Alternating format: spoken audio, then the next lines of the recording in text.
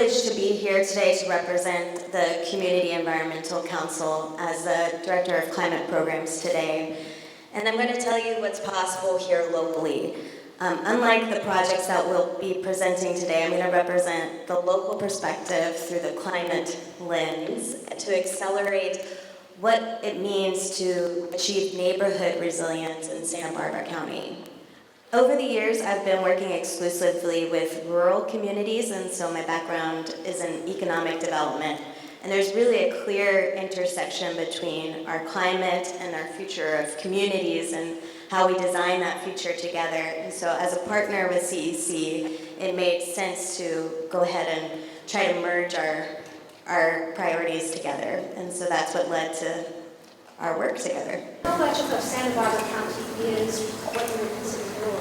That's a really good question. I don't have the specific geographic breakdown, but we live specifically in Ventura and Santa Barbara counties. We have more smaller cities and rural communities than in our neighbor Southern California region. So it's important as we design climate adaptation solutions, we have a lot to learn from our smaller agricultural communities in prioritizing which strategies work, especially our energy strategies. And what distinguishes, if I understand correctly, there are two power sources of utility coverage in the county. How does that work?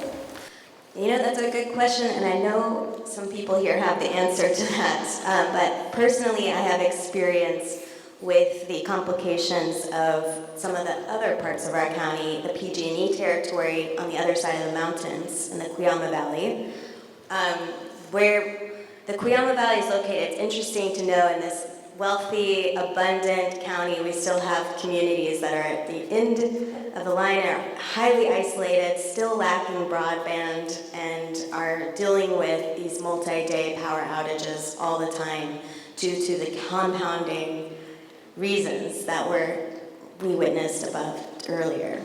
Understood. How large in terms of population is the county?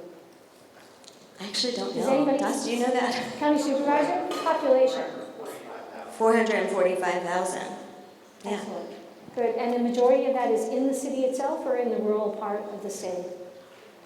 Oh yeah, rural. Is rural. The majority is rural. Excellent. I'm going to start this off and lay out the stage for the rest of the projects today and really explain the mechanics of our vulnerabilities in Santa Barbara County, the risks to Santa Barbara County, and the unreliabilities of Santa Barbara County. And then really set the tone of why we need to focus on locally championed initiatives as we think about our energy transition into the future.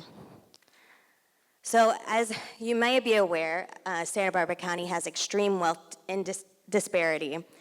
And the socioeconomic mapping tools that really explain how social vulnerability works when it comes to our vulnerabilities to adverse hazards facing Santa Barbara County, Santa Barbara rates as highly vulnerable and highly at risk.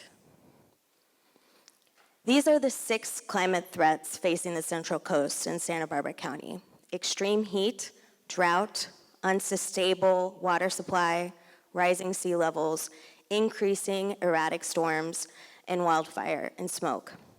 These risks compound one another when coupled with these pre-existing social vulnerabilities, such as income, chronic health disease, and distance to pollution sources.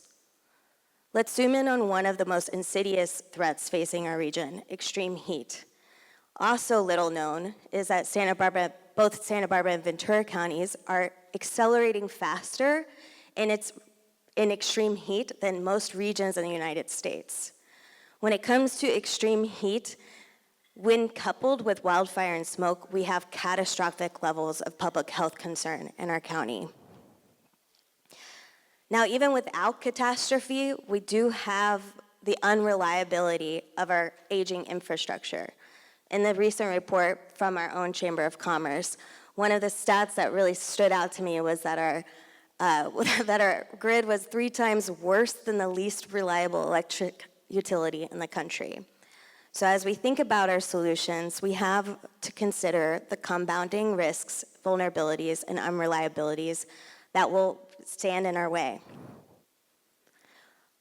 Also, without clear investment right now from both the state and the federal government when it comes to how we manage crises and when our communities become isolated due to these mountainous, isolated rural communities that we have.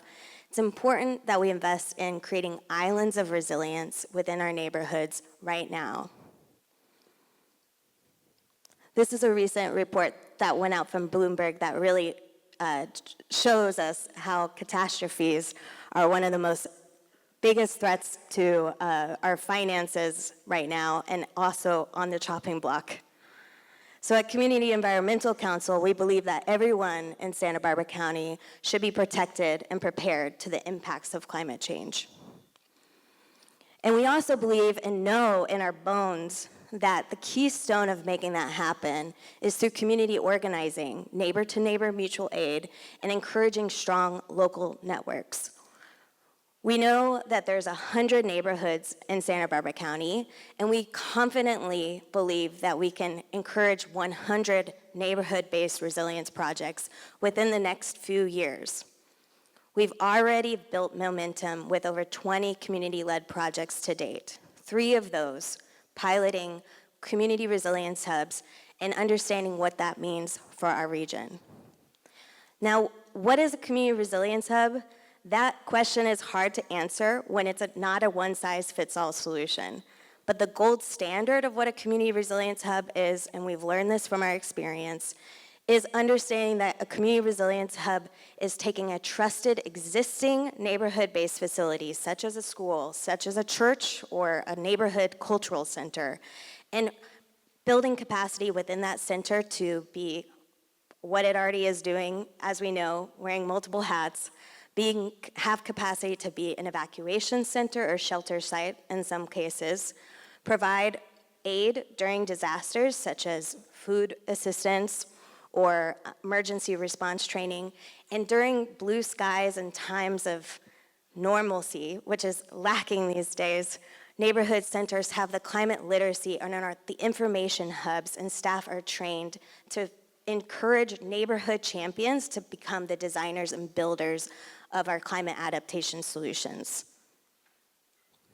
So this infographic shows that what we've done over the last 3 years in the county through multiple partnerships is work to understand how to install these islanded microgrids at existing aging community centers while also developing programming and curriculum for nonprofits and organizations that don't tend to work on climate to have the confidence to be able to lead community climate adaptation discussions.